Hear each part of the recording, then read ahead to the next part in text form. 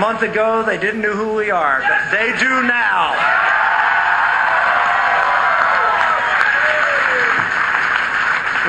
What an absolutely great night. I am so thankful to so many people here tonight.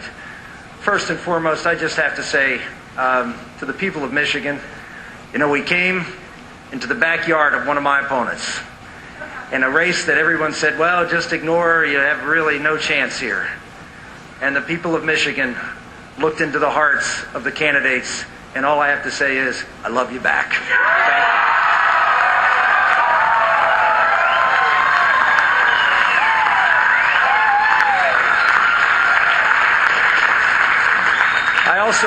Thank you. I also, as I said, you're getting to know me. Well, thank you.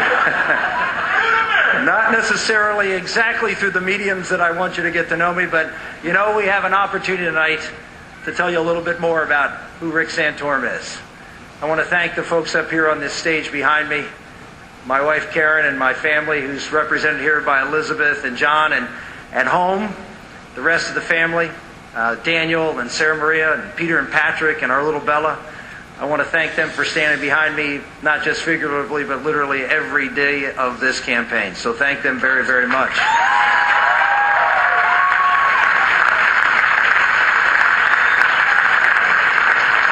I want to tell you about, more specifically about three people. First, someone who's not here that I haven't publicly thanked yet, and I feel like I've been remiss at doing so. And that's someone who I know is watching too. And that's my 93-year-old mom.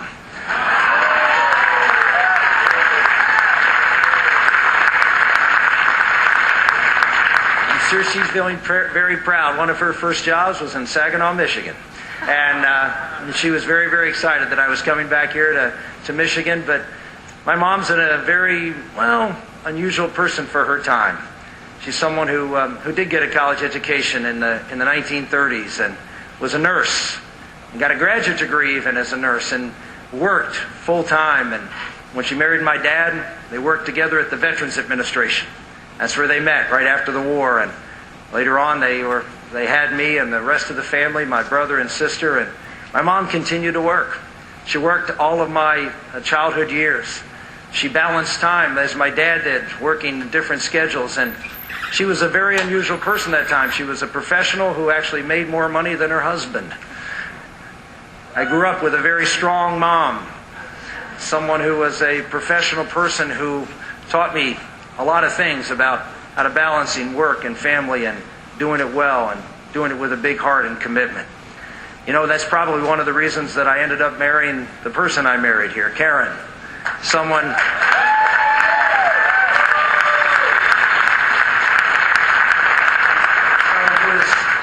as strong as they get. Someone who is, I met when she was just about to start the practice of law, and I was doing the same. I recruited her in more ways than one to my law firm. Karen was a professional, worked for a nurse for 9 years, and then after that, we got married and she walked away. And she decided to stay home and raise her children, but she didn't quit working, obviously. Raising 7 children is a lot of work, but she found time also to be an author of 2 books. Those books really went to the heart of the family and something she knows a lot about. She too has been that rock that has been beside me and has been a great example of how it's important to balance that work and family and do so committed to making sure that you're the best at both that you can be. And now I'm proud that I have a daughter here in Elizabeth who is a great part of our campaign. She goes out on her own and campaigns, and the feedback I get is, you stay home, just send Elizabeth out. You'll be just fine. So I've been very, very blessed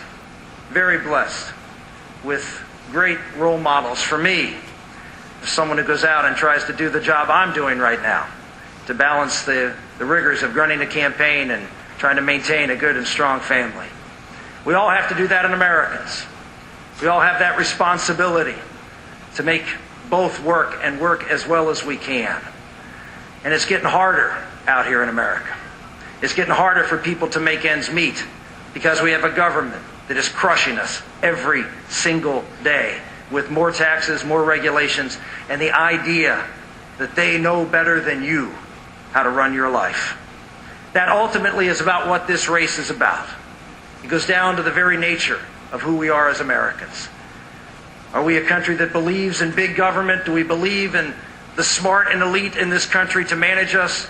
Or do you believe in free people and a free economy and building a great America from the bottom up? What do you say?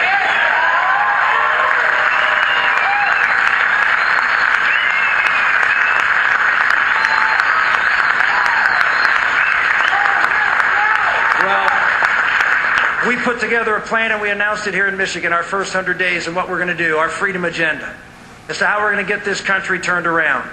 And the first thing we talked about is what's on the minds of a lot of people right now, and that is the rising energy costs in this country.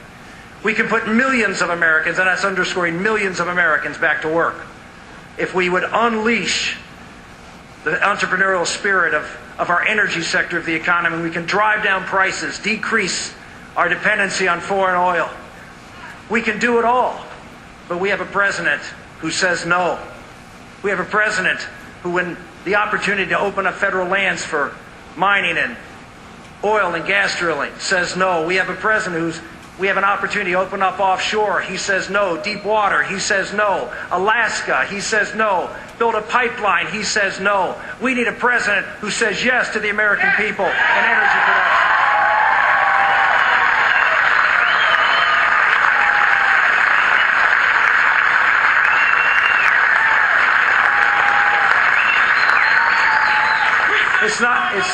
That's right. Interrupt this speech to project that Mitt Romney will win his native state of Michigan, leaving Rick Santorum to finish second. This victory prevents a major embarrassment for the former Massachusetts governor, who had been trailing Santorum by an average of more than 9 points in Michigan polls less than 2 weeks ago. We'll get you right back to Rick Santorum, but we wanted to bring you that news now. But unlike Governor Romney's victory in Arizona, which is a winner-take-all state, that will net him 29 delegates. He'll end up sharing Michigan's 30 delegates with Santorum. We want to get back to him now so you can listen to Senator Santorum. Areas that provide us the resources upon which we live. I was in one of those areas just a couple weeks ago, in the Bakken in northwestern North Dakota. And I went to a little town of Tioga, North Dakota. I'll tell you how small Tioga, North Dakota is. That's about the 5th time I've mentioned the speech, and I've yet to get a shout out for Tioga, North Dakota. It's a small town. It's a small town. And it could be a boom town. But they're nervous because the president, EPA, is hovering. Yes, they're developing oil on private lands. This oil. Yeah, this is oil. Oil out of rock, shale. It leaches oil. In fact, the highest quality oil in the world, light sweet crude. It can produce thousands and thousands of jobs up in northwest North Dakota. But they have trouble. They have trouble getting investors to come here. Why? Because they believe the government is going to shut them down or potentially pull the plug on them. They have a pipeline that they'd love to be able to build to get that oil to market, instead of running truck after truck after truck through the roads of North Dakota and then on the rail. This crude that comes out of this rock is a premium product, but not in North Dakota. They get a $32 discount when they sell their oil. Why? Because we have a president who won't let them get their oil to market. Folks, we need a president who's on the side of rural America, who's on the side of small town America, and opens up those energy resources for America.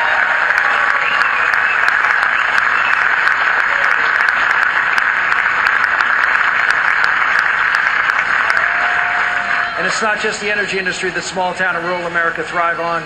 Of course, as you know, here in Michigan, it's manufacturing. One of the things I think that I felt very good about in the way, as well as we did here tonight, is the message of creating jobs, manufacturing jobs for small town America, resonated here with the people of Michigan. They saw a vision for how their lives could be better.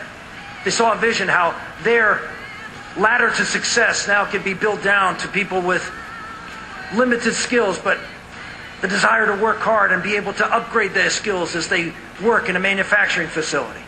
We've lost from 21% of the economy to 9% of, not of the economy, but of workers in manufacturers down to 9%. That's just inexcusable. All of it because government regulation and government taxation. We put forward a plan the Wall Street Journal calls supply-side economics for the working man. The working men and women of this country to be able to get those jobs in manufacturing, to be able to get those skills, provide for their family. The average manufacturing job in America pays $20,000 more a year than the average job in America. We can get those jobs back. We need to slash the corporate rate for taxes to zero. We need to let the regulatory environment, which Barack Obama is destroying and crushing manufacturing.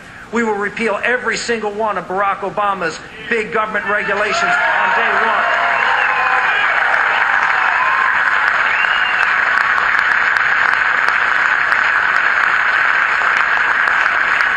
And of course, part of those regulations, one of the things we're going to repeal right out, is Obamacare.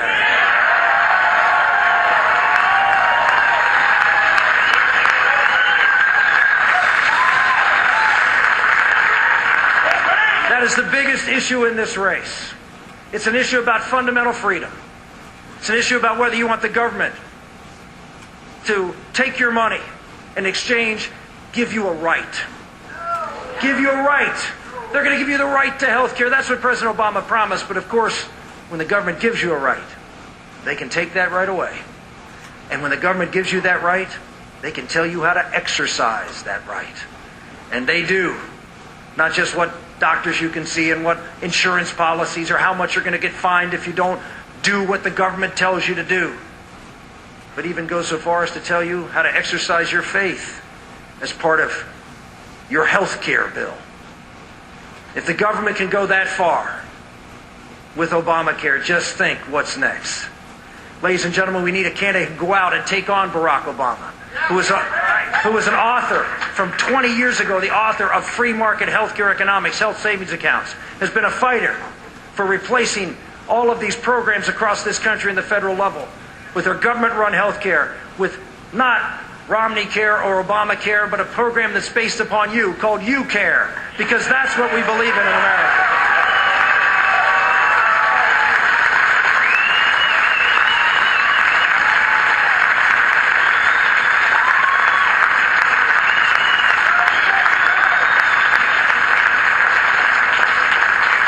We've got a great conservative track record on not just health care, but on taking on the big problems that confront this country. The deficit, huge, expanding, exploding debt in this country. Someone has been an advocate ever since I was in politics for a balanced budget amendment, fought tooth and nail to get it passed, came within one vote, but have never given up trying to fight. We will work to pass a balanced budget amendment to the Constitution, but in the meantime, we will do something that no one else has ever successfully done, but I did. And then as we move out, and we will end entitlement programs on the federal level, give them back to the states, and cut them dramatically to save money.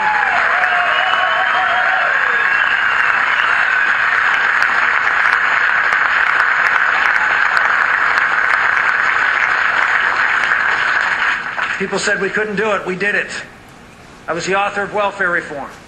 Welfare reform, which ended a federal entitlement, cut the program, capped it, gave it back to the states, like we need to do with Medicaid and food stamps and a whole host of other programs that are already run by the state and have no business according to, remember that document, what's it called? It's the U.S. Constitution, that thing, right? We need to get those programs back to the states. We need to save the federal government money, and more importantly, welfare didn't just save money, didn't just cut the rolls, but it saved lives. It put people back to work. It drove people out of poverty.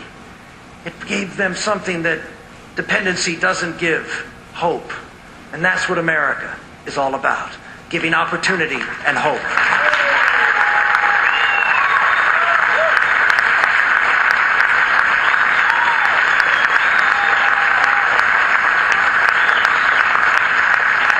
All of our economic plan is based on a very simple concept, based on what's worked for America from its very founding. I wave this Constitution at every speech, and I talk about it being the operator's manual of America. It's how America works. It's the how of America. But there's another document equally important, which is the why of America. And that's the Declaration of Independence. And in that declaration is these words: we hold these truths to be self-evident, that all men are created equal and endowed by their Creator with certain unalienable rights. That phrase was the most transformational phrase ever written in a government document. That phrase said that we are going to be a country with limited government and believing in free people to be able to form families and communities and churches and educational institutions and hospitals and be able to build a great and just society, a free society from the bottom up. That's how America works best, from the bottom up. And that's the solutions that we're going to propose for America, the bottom up.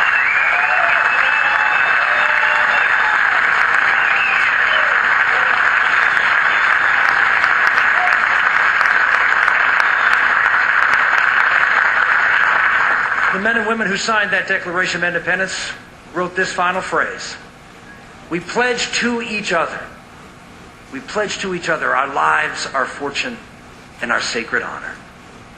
When they signed that document, they had very little hope, real hope, of actually succeeding in a revolution against the British. The British were the most powerful army in the world, and navy in the world. They were ruled by highly educated, noble people. Who likes my tender bun? Their uniforms were crisp and stiff. They looked good.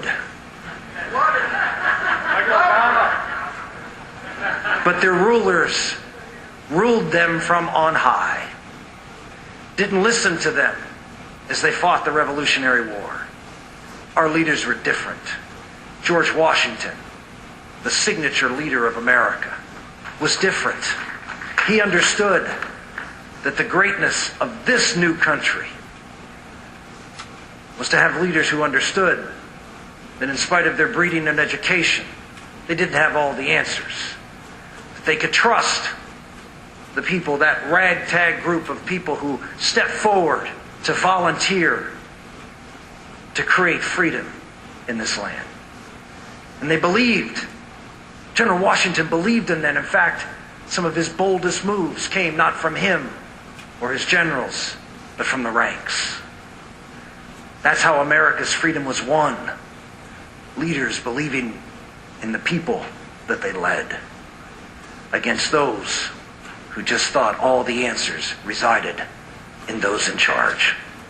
Ladies and gentlemen, that is what made America free, and that is what will make America free in the future. Thank you.